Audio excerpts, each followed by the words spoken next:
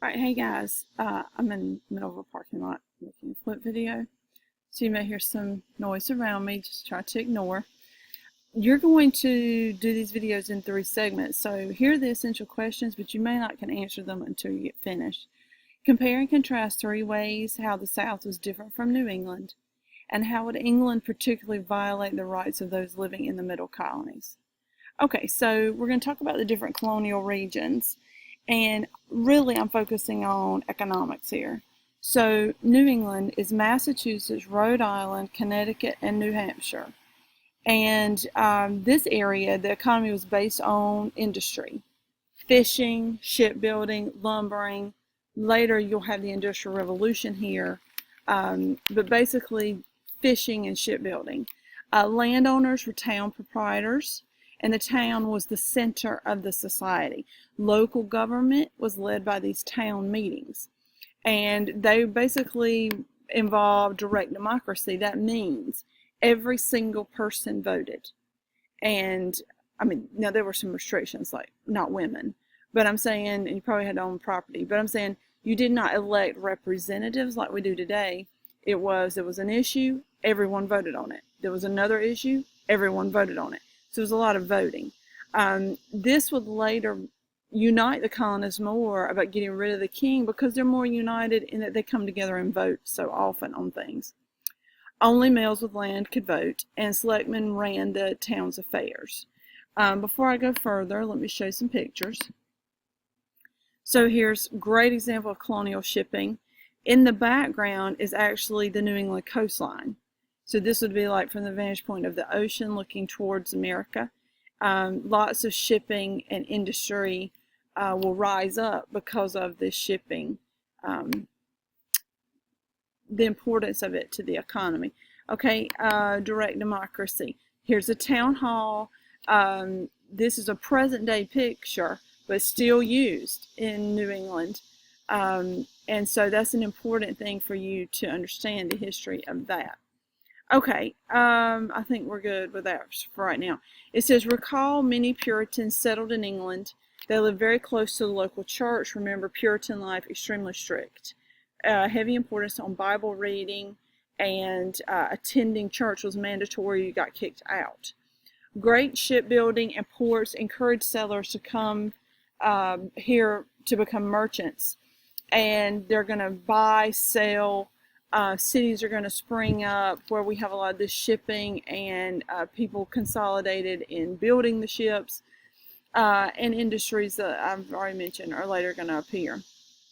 Okay, so port cities are very important in the north.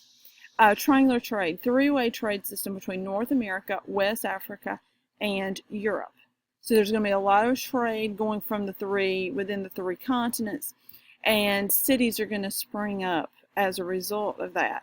So it says, I've already mentioned Philadelphia earlier in another lesson. By 1760, they have over 23,000 people there. I mean, that's a lot for a colonial city. It's the largest colonial city in this new world. Charlestown, I mentioned before, largest city in the South, has 8,000. You see there's a huge difference here. So you're going to have a higher concentration of people in the north, mainly because of the later industries, but the shipbuilding and merchant life. The South, harder to get into, to navigate. Once you're there with the plantations, we'll get to in a minute, people are just a lot more spread out. There's just less people. I want to show you triangular trade. I don't want to go too far here. So let me show you that. So this can get complicated. For right now, all I want you to know is that the colonies are going to be sending basic raw materials out. Okay, it says like fish, whale oil, lumber, tobacco, cotton should be on here. It's not. So iron products, mainly you see nothing refined, no complete item. It's just raw materials, things they've gotten from the ocean, things they've grown, lumber, trees, things like that. From England, you see, is coming in actual furniture that's constructed from the lumber that comes in from the colonies. This goes back to mercantilism. The king wanted the raw materials so they could actually, basically for free or very little, So then England wouldn't have to spend on the supplies and could build furniture, build things, ship it back out, and sell it at a high price.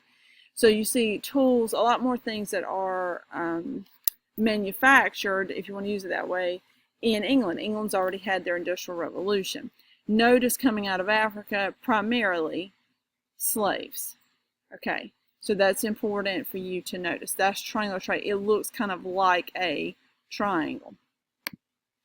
Okay, so this is going to be a very divided society. You're going to have the wealthiest people in New England now. The wealthiest people are the merchants. They are the minority, so there's not a whole lot of them.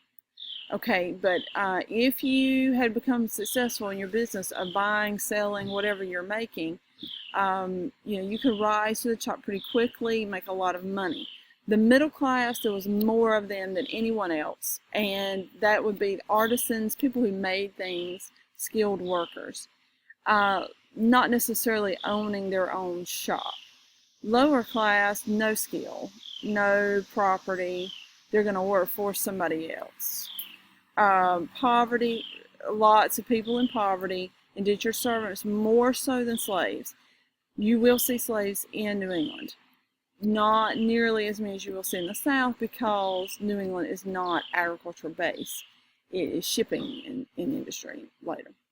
Okay, and I believe that's it for this section. Yes, so I will do the next video. When you get to the next section, you will see that. Okay.